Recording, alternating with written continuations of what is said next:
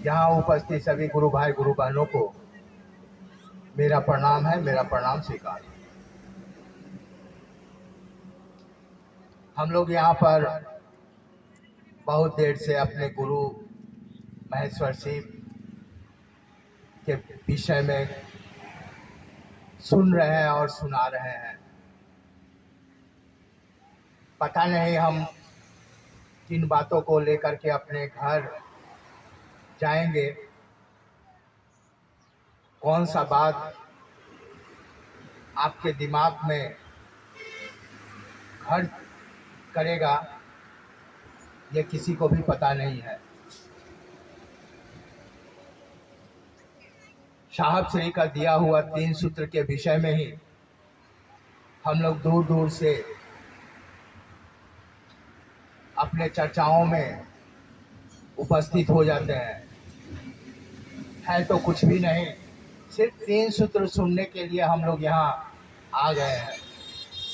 पहले में दया की याचना करना कि हे शिव, आप मेरे गुरु हैं, मैं आपका शिष्य हूँ, मुझ शिष्य पर दया कर दीजिए।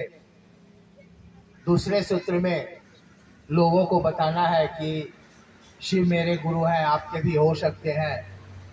और तीसरे सूत्र में नमः शिवाय से अपने गुरु को प्रणाम करने का प्रयास करना है।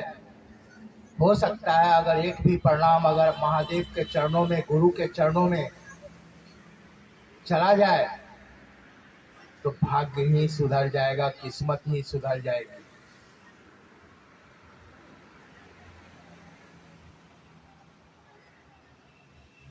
हम लोग जो यहाँ उपस्थित हुए हैं किसी इच्छा, किसी कामना से ही उपस्थित हुए हैं। जरूर आप लोगों के मन में थोड़ा न थोड़ा किसी न किसी तरह का कोई विचार उठा ही होगा कि हम जाते हैं शिव चर्चाओं में, जाते हैं शिव चर्चा में, अच्छा ही होगा, बुरा तो नहीं होगा। ये सोच तो आपके मन में है कि शिव चर्चा में जब हम जाते हैं तो वहाँ से कुछ लेकर के ही जाते हैं, कुछ अच्छा चीज ही मिलता है, खराब चीज वहाँ नहीं मिलता। ये बात आपके मन में है।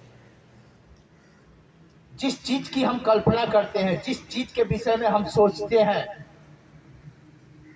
वही चीज मेरे मन मस्तिष्क पर हावी हो जाता है। चाहे वो कुछ भी हो, चाहे वो शिव चर्चा हो, चाहे वो भजन हो, चाहे घरेलू कोई सामान हो, चाहे धरती का कोई आकर्षण वस्तु हो, हम जिसके विषय में सोचते हैं वही चीज ज्यादा घर कर जाता है मेरे दिमाग में। जब लोग मोबाइल के बारे में नहीं जानते थे तो मोबाइल की इच्छा लोगों के मन में नहीं होती थी। और जब छोटा वाला मोबाइल निकला तो उसी को लेने के लिए मन में इच्छा जागृत हुई कि फलनामा का हाथ में देखे थे, छोटा था मोबाइल था, आज मेरे पास भी होता तो कितना अच्छा होता। सर्वप्रथम जिस वस्तु को आप देखते हैं वही चीज आपके मन में हावी हो जाता है और उसको पाने के लिए आप प्रयास करते हैं कि नहीं करते हैं। किसी के घर में फ्रिज नहीं था, किसी के घर में मिक्सी मशीन नहीं था, किसी के घर में बड़ा सा फ्लैट टीवी नहीं था, लेकिन जैसे जैसे लोगों ने उस चीज को देखा और उसके मन में यह उत्पन्न हो गया कि वो वस्तु हमारे घर में भी आना चाहिए। जिस महादेव के विषय में बातें हो रही है, जिस महादेव के विषय में लोग कह रहे हैं कि वो भगवान तो है ही, वो गुरु भी है। अब आपके मन में ये जो प्रश्न उठ रहा है कि वो गुरु है, अगर वो गुरु है तो आपके मन में ये अगर विचार उत्पन्न होगा कि वो मेरे गुरु, जिस तरह से आप टीवी और फ्रिज को लेकर के अपने घर में चले आते हैं, ये कामना क्या आपके मन में होती है कि उस महादेव को हम अपने घर लेकर के चले आए? कभी आप सोचते हैं कि जिस तरह आप टीवी, सर्वप्रथम याद कीजिए कि जिन जिन लोगों के घर में फ्रिज है, जिन जिन लोगों के घर में बड़ा बड़ा टीवी है, जिन लोगों के घर में मिक्सी है, सर्वप्रथम जब उसने देखा होगा तो उसको किस तरह से अपने घर में लाए होंगे सबके दिमाग में होगा। पहले आपने देखा और फिर उसके बाद आप उसको अपने घर में लेकर के आया। क्या यही चीज हम अपने गुरु महेश्वर शिव के विषय में सोच नहीं सकते हैं? सोचने में क्या पैसा लगता है? सोचने में किसी भी तरह का आपके जीवन में कोई रुकावट पैदा नहीं होता है।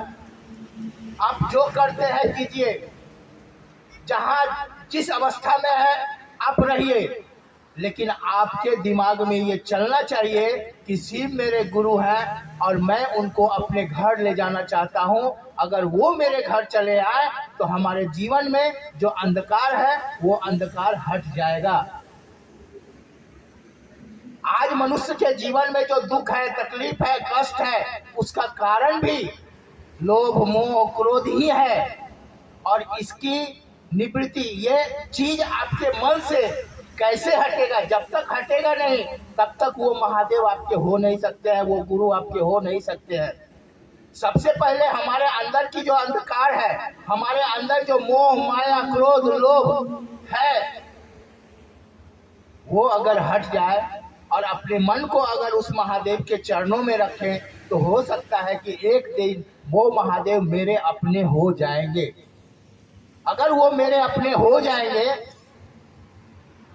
तो आपको किसी भी तरह का कर्म करने में कोई असुविधा नहीं होगी। दीदी, प्रयास कीजिए कि वो महादेव जैसे भी हो आपके दिलो दिमाग से हटे नहीं, हमेशा आपके मन में वो महादेव चलता रहे। हमेशा आपके मन में ये होता रहे कि मुझसे जो भी व्यक्ति मिलेंगे मैं उनसे शिव की बातें करूंगा। किसी भी तरह का कोई भी व्यक्ति हो, शिव का संदेश जो है वो उनसे जरूर दूंगा, मैं उनको जरूर दूंगा। लेकिन ये इच्छा आपके अंदर प्रबल नहीं है, इसके लिए भी दया की आवश्यकता है। हम दया की याचना करेंगे कि हमारे मन के अंदर गुरु रूप में वो भगवान शिव उपस्थित हो जाए, हमको दिशा निर्देश करें, हमको सही पथ पर ले जाए।